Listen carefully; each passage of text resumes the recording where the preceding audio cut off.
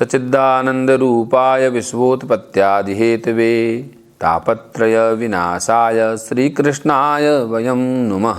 बोलिए श्री दीप नारायण भगवान की जय। तो हम श्रीमद् भागवत जी के चतुर्थ स्कंद के 17वें अध्याय में पृथु और पृथ्वी के संवाद में हैं।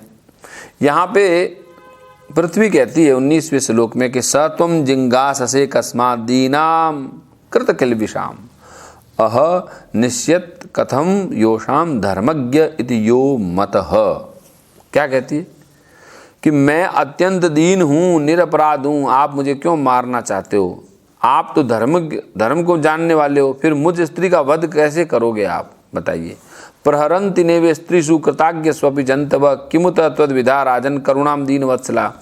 स्त्रियां यदि अपराध करे तो साधारण जीव भी उन पर हाथ नहीं उठाते, फिर आप जैसे इतने बड़े कैसे? ये देखिए है, अगर स्त्री से अपराध हो जाए तो हमारे यहाँ पे स्त्री को दंड देने का अधिकार नहीं है। स्त्री, बालक,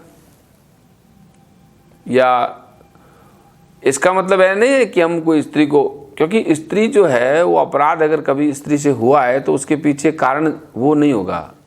हम इस परंपरा से जुड़े हुए हैं सभी लोग कि जहाँ स्त्री को अपराधी रूप में देख ही नहीं सकते। वो तो माँ है,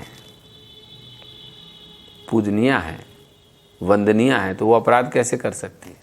कर ही नहीं सकती। तो इसलिए कहा कि सामान्य पुरुष भी कभी किसी स्त्री के ऊपर हाथ नहीं उठाता, आप ऐसे कैसे कर सकते हो? यहाँ स्त्री जाति के प्रति सम्मान के भाव को प्रदर्शित किया गया है और बताया है कि प्रहरन्ति नेव स्त्री सुकृताज्ञ स्वपि जन्तव किमुप त्वद्विधा राजन करुणादीन वत्सला माम विपाटया जराम नावम यत्र विश्वम प्रतिष्ठितम आत्मानं च प्रदास्येमा कथम बसी दास्यति। देखिए, मैं तो एक नौका के समान हूँ, आप जगत, सारा जगत मेरे आधार पर है, मुझे तोड़कर आप अपने को और अपनी प्रजा को जल के ऊपर कैसे रखेंगे? यानी बोले कि आप मेरे को तोड़ दोगे, मैं खत्म हो जाऊंगी तो सब जल के ऊपर हो जाएगा पूरी। और जो जल है उस जल के ऊपर जैसे एक नौका होती है ऐसे पृथ्वी है, यानी चारों ओर जल ही जल है, उसके बीच में ये थोड़ी सी पृथ्वी है। तो यदि आप इस नौका को तोड़ दोगे तो सब जल में डूब जाओगे। तो महाराज पृथु ने कहा, क्या कहा? वसुधे त्वां वधिष्यामि मच्छासन पराङ्मुखीं भागं बर्हिषि यावृङ्क्ते न तनोति जनो वसु यवसं जगद्युनिधनं नेव दोग्ध्योधसं पयः तस्यामेवं हि दुष्टायां दण्डो नात्र न शस्यते।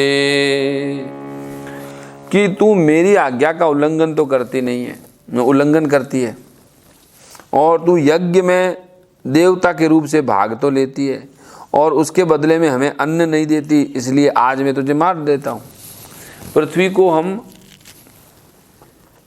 देवताओं की तरफ पूजते हैं, यज्ञ में भाग देते हैं, और सुबह क्या मानते? पृथ्वी त्वया धृता लोका देवी त्वाम विष्णुनाथ हैं, क्या बोलते हैं कि हे पृथ्वी तुम्हें नमस्कार है, ऐसा बोलते हैं। पाँव लगाया इसके लिए पाद स्पर्श क्षमस्व में, ऐसे बोलते कि मेरे पाँव को लगाने को माफ़ कर दो। और पृथु कहते हैं कि तू हरी घास खा जाती है, अपने थन का दूध नहीं देती, ऐसी दुष्टता करने पर तुझे दंड देना अनुचित कैसे होगा? बताओ। त्वं खल्वोष दिवीजानी प्राक सृष्टानी स्वयं भुआ न मुंचस्यात्मरुद्धानी माम अवज्ञाय मंदति।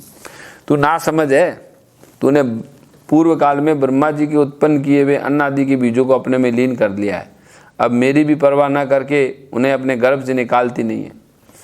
ब्रह्मा जी ने अन्न को उत्पन्न किया था ऐसे बोले, और वो अन्न तुम्हारे को दिया, और तुम उनकी भी आज्ञा का उल्लंघन करती हो। अमुसाम च्युत परिताना मार्तानाम परिदेवितम शमिष्यामि मद्वाणैर्भिन्नायास्तव मेधसा। देखो अब मैं अपने बाणों से तुझे छिन्न भिन्न करके तेरे मैद से इच्छुद आतुरदीन प्रजाजनों का करुण क्रंदन साध करूँगा। यानी तेरे को जब मैं बाण चलाऊंगा ना तो तेरे अंदर जो मैद निकलेगा ना उस मैद से प्रजा का पालन करूँगा। पुमान योषिदुत किल्ब आत्मसंभावनो अधम भूतेषु निरनुक्रोशो नृपाणाम तद्वधो वधः।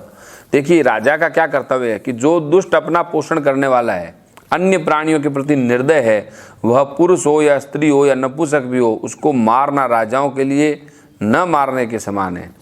यानी कि राजा का ये कर्तव्य है कि अपने से जो कमज़ोर हैं उनका पालन करे, और जो दूसरे प्राणियों के प्रति निर्दय है, अन्य प्राणियों, देखो स्पष्ट है, मनुष्य शब्द का प्रयोग नहीं हुआ है, आप ये गौर से सुन लेना। अन्य प्राणियों के प्रति जो निर्दयी है, तो यदि राजा अन्य प्राणियों के प्रति हिंसा करने वालों को छोड़ते हैं, गाय माता, श्वान हैं, पक्षी हैं, हिरण हैं, हाथी है, जितने भी जीव जंतुओं को अगर सताया जाएगा और हमारा प्रशासन, संसार की व्यवस्थाएं, विश्व के जो राजा बने हुए नायक बैठे हैं, वे अगर उनका पालन नहीं करेंगे तो वे राजा भी उसी दंड के अधिकारी हैं जिस दंड के अधिकारी वो लोग हैं जो ऐसा बेजुबान जीव जंतुओं को, प्राणियों को या कमजोर लोगों को सता रहे हैं। इसलिए ये राजाओं का कर्तव्य है, जो हमारा धर्मशास्त्र राजाओं को बताता है कि उनको जो निर्दयता करते हैं, क्रूरता करते हैं, उनको रोकें और उन्हें दंडित करें, चाहे वो स्त्री हो, चाहे नपुंसक हो, चाहे पुरुष हो। उनको मारना राजाओं के लिए न मारने के समान है, यानी उनको तो मारना ही चाहिए, मार दिया तो कोई फर्क नहीं पड़ता। ताम स्तब्धाम दुर्मदाम नित्वा मायगाम तिलसदे आत्मयोग बलेने मा धारिष्याम हम प्रजा। और तू बहुत गर्वीली हो गई है, ईगो हो गया तुझे, मदोन्मत्ता हो गई है।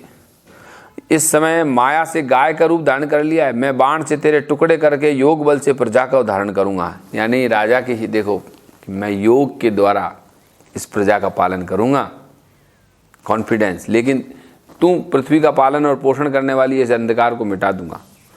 एवं मन्युमयी मूर्तिम कृतांतमिव विव्रतम प्रणताम प्रांजलि प्राह मही संजात वे पथु।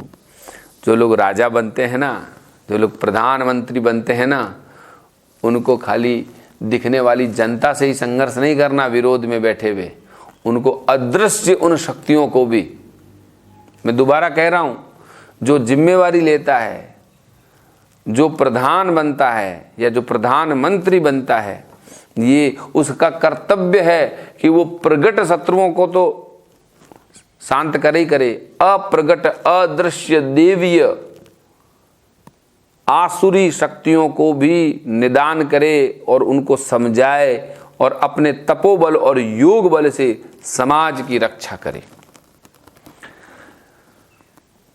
इस समय महाराज पृथु काल की भांति क्रोधमय हो गए थे। एवं मन्युमयी मूर्तिम कृतांतमिव विव्रतम प्रणताम प्रांजलि महा मही संजात वे पथु। और उस वक्त पृथ्वी कांपने लगी, अत्यंत विनित भाव से खड़े होकर के पृथु की प्रार्थना कर रही है पृथ्वी। इसको सुनते हैं। नमः परस्मे पुरुषाय माया विनियस्तना नातनवे गुणात्मने नमः स्वरूपानुभावे निर्धुत द्रव्य क्रिया कारक विभ्रमोर्मय येना हमात्मा यतनम विनिर्मिता धात्रा यतोयम गुण सरंग संग्रह स एव माम हंतु मुदा युध स्वराज दुपस्थितो नम शरणम कर्माश्रय। आप तो परम पुरुष है, अपनी माया के अनेक प्रकार के शरीर धारण कर गुणमय जान पड़ते हैं। वास्तव में आत्मानुभव के द्वारा आप अधिभूत, अध्यात्म और अधिदेव संबंधी अभिमान और उसके उत्पन्न हुए राग द्वेष से रहित हैं। मैं आपको बारंबार नमस्कार करती हूँ हैं। और आप संपूर्ण जगत के विधाता है। आपने ही त्रिगुणात्मक सृष्टि रची है, मुझे समस्त जीवों का आश्रय बनाया है। आप स्वतंत्र हैं मेरे प्रभु। जब आप यह अस्त्र शस्त्र लेकर मुझे मारोगे तो मैं किसकी शरण में जाऊंगी? य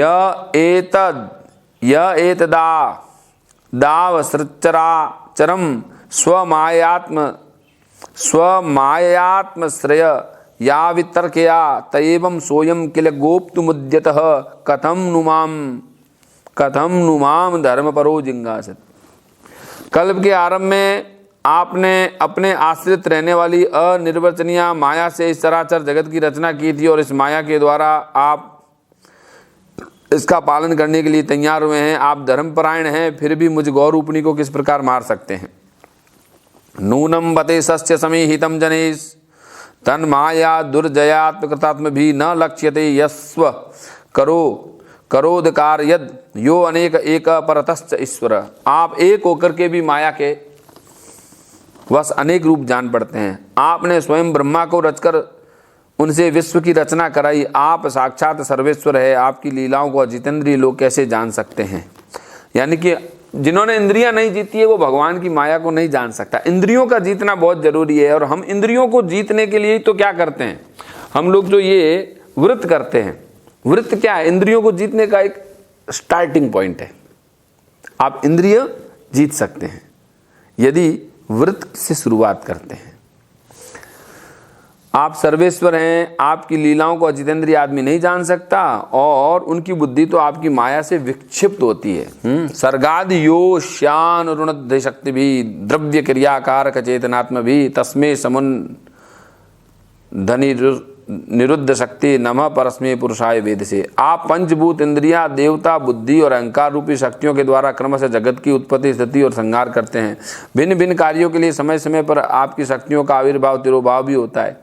आप साक्षात परम पुरुष हैं, जगत विधाता हैं। आपको मेरा नमस्कार है। नमः पुरस्मै पुरुषाय वेद से, नमः परस्मै पुरुषाय वेद से। सवे भवानात्म विनिर्मितं जगत् भूतेन्द्रियान्तःकरणात्मकं विभो संस्थापयेष्य नजमां रसातला दभ्योजहारां वस आदिशूकरः। हे अजन्मा, आप अपने रचे हुए भूत, इंद्रिय, मन और अंतःकरण, भूत, इंद्रिय, मन, अंतःकरण जगत की स्थिति के लिए वरा रूप लेकर के मुझको ही तो आप ही ने तो रसातल से बाहर निकाला था।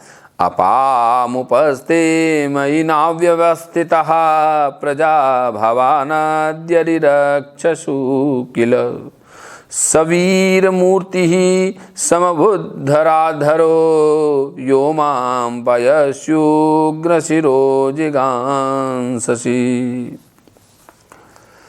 हे प्रभु, आज आप वीर मूर्ति से जल के ऊपर नौका के समान स्थित मेरे ही आश्रय रहने वाली प्रजा की रक्षा करने के अभिप्राय से पहने बाण चढ़ाकर दूध न देने के अपराध से मुझे मारना चाहते हो।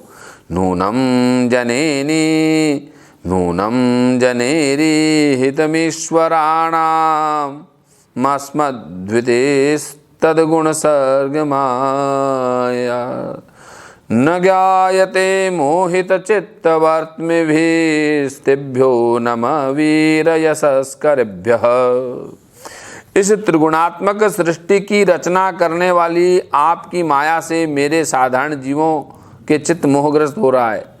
मुझ जैसे लोग तो आपके भक्तों की लीलाओं का भी आशय नहीं समझते, फिर आपकी किसी क्रिया का उद्देश्य न समझे तो इसमें क्या आश्चर्य है।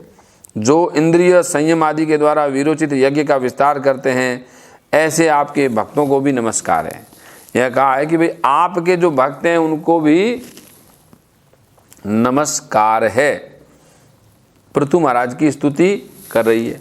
कौन? पृथ्वी की त्रिगुणात्मिका सृष्टि है, सत्व रज और तम, सत्व रज तम में। और आपकी जो माया है वो साधारण जीव का चित्त है, उसको मोहग्रस्त कर देती है। और आपकी किसी क्रिया का कोई समझ नहीं पाता कि ये क्रिया क्यों है। आपकी लीलाओं को आप ही समझते हो। यह परम्पार प्रभु, यहाँ पर इस श्लोक के साथ में भगवान को ऐसे आपके कहते हैं कि जो इंद्रिय संयम के द्वारा यज्ञ का विस्तार करते हैं, आपके भक्तों को भी नमस्कार है। न केवल पृथु को नमस्कार किया विष्णु रूपी, उनके भक्तों को भी नमस्कार किया है। तो बोलिए पृथु महाराज की जय। बोली श्री वृंदावन बिहारी लाल की जय। श्री दीप नारायण भगवान की जय। तो यहाँ पे हमारा यह 17वां अध्याय पूरा होता है। इसके बाद हम पृथ्वी के दोहन की कथा अगले अध्याय में सुनेंगे। तब तक के लिए जय श्री कृष्ण।